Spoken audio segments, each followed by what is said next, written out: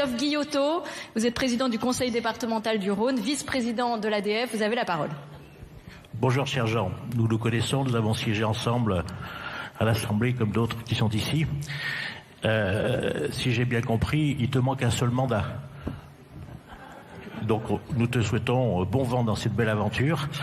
Je voudrais te poser une question toute simple, que certains peut-être ne comprendront pas, mais qui est aujourd'hui une interrogation que beaucoup d'élus se posent, la problématique de l'eau.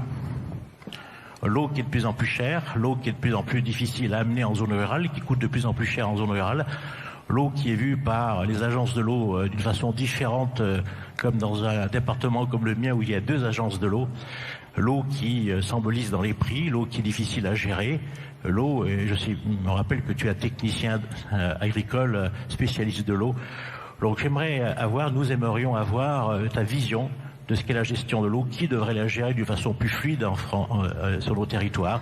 Est-ce que c'est les départements? Est-ce qu'on doit laisser transférer ça à d'autres? Est-ce que c'est les Comcom, les Comdaglo? Voilà. C'est la question que je te pose, cette vision que tu peux avoir, que tu aurais si tu étais président de la République.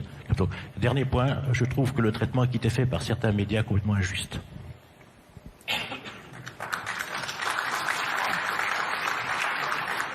Merci, chers collègues et très chers amis.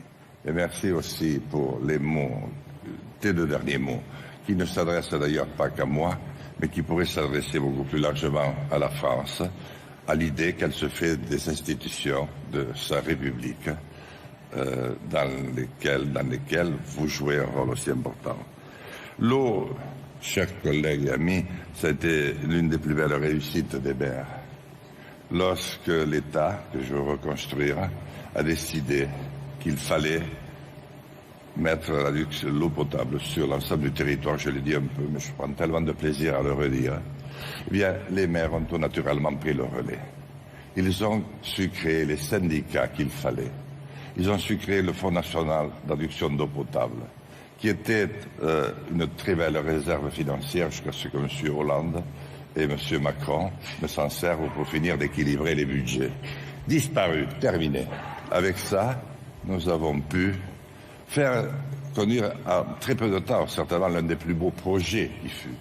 Mais vous aviez, tu étais maire aussi, ton mot à dire. Ah non, mais ça aurait pu, en tant que maire.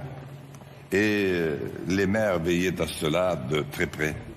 Et nous pouvions, effectivement, non seulement concevoir les réseaux, mais ensuite les gérer et prendre les mesures qu'il fallait. Je ne vois pas pourquoi on pouvait le faire hier et pourquoi on ne pourrait pas le faire demain. C'est au plus proche du territoire, au plus proche des hommes et des femmes que ces décisions doivent se prendre. Et c'est parce que nous les prenons à des centaines de kilomètres que nous avons justement la question que tu viens de te poser. Et pour gagner un peu de temps, puisque madame m'a fait observer, je vais vous dire que par rapport à tes 2 derniers mots, et c'est devant vous que je veux réfléchir pour que vous m'aidiez peut-être pendant la journée, si vous avez un petit peu de temps. Je ne sais pas si je serai encore candidat ce soir, parce que cette élection n'a plus aucun sens. Elle ne ressemble plus à rien. C'est l'élection suprême d'un des plus grands pays du monde. Et regardez, il reste 2 malheureux débats auxquels je ne serai pas invité, pas plus qu'hier soir. Parce que j'ai parlé de Drahim et de tous les autres.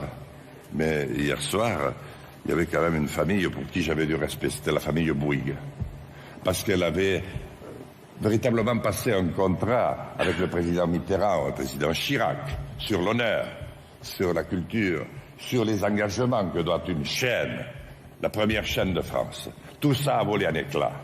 Donc, il est un moment où un homme, surtout lorsqu'il est l'un des plus anciens d'entre vous ici, je crois, et à ce poste, doit se poser la question, à partir de quel moment, sert-on, à partir de quel moment trahit-on? Ce matin, c'est la question que je me pose, j'aurais répondu ce soir. Je vous remercie.